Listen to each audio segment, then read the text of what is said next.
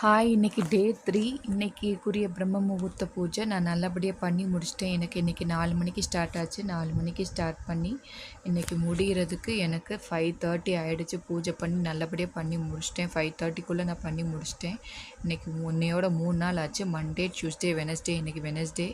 இன்றைக்கி 3 நாள் நல்லபடியாக பண்ணி முடிச்சிட்டேன். 21 டேஸ் பிரார்த்தனை பண்ணியிருக்கேன். இன்னும் கொஞ்ச நாள் தான் இருக்குது. அதையும் நல்லபடியாக பூஜை பண்ணி முடிச்சிடணும். கஷ்டப்பட்டு நல்லபடியாக பண்ணி முடிச்சிடணும். இன்றைக்கி நீங்கள் டைட்டில் பார்த்துருப்பீங்க, எப்படிடா எந்திக்கவே முடியலை அப்படின்னு நிறைய பேர் ஃபீல் பண்ணுறதா இருந்தால் இந்த 3 விஷயத்தை நீங்கள் கடைபிடிங்க. கண்டிப்பாக உங்களால் எந்திக்க முடியும்.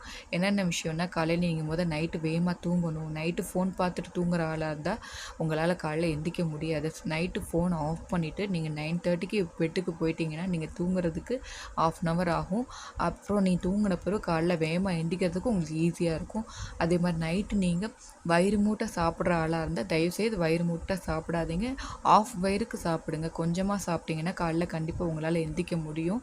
உங்களுக்கு வேகமாக டைஜஷன் ஆகும். உங்களால் காலையில் வேகமாக பிரிஸ்காக எந்திக்க முடியும்.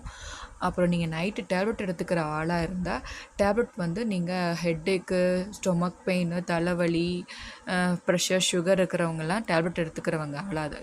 டேப்லெட் கண்டிப்பாக எடுத்தாகணும். நான் எடுக்க வேண்டாம் சொல்லலை. நீங்கள் அந்த டேப்லெட்டை ஆஃபாக எடுத்துக்கோங்க. ஏன்னா அந்த டேப்லெட்டில் ஸ்லீப்பிங் இது இருக்கும். அதை நீங்கள் எடுத்துக்கிறதுனால காலைல கண்டிப்பாக எந்திக்க முடியாது. உங்களுக்கு எந்திரிச்சாலும் தூக்க கலப்பிலே நீங்கள் வேலை பார்க்குற மாதிரி இருக்கும். அதனால் நீங்கள் அந்த டேப்லெட்டை ஆஃபாக எடுத்துக்கோங்க.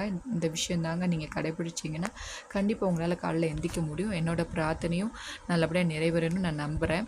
இன்றைக்கி என்னையோட 3 நாள் ஆச்சு. 108 ஓம் சாய்ராமும் 108 தடவை நான் எழுதிட்டேன். ரொம்ப நன்றிங்க.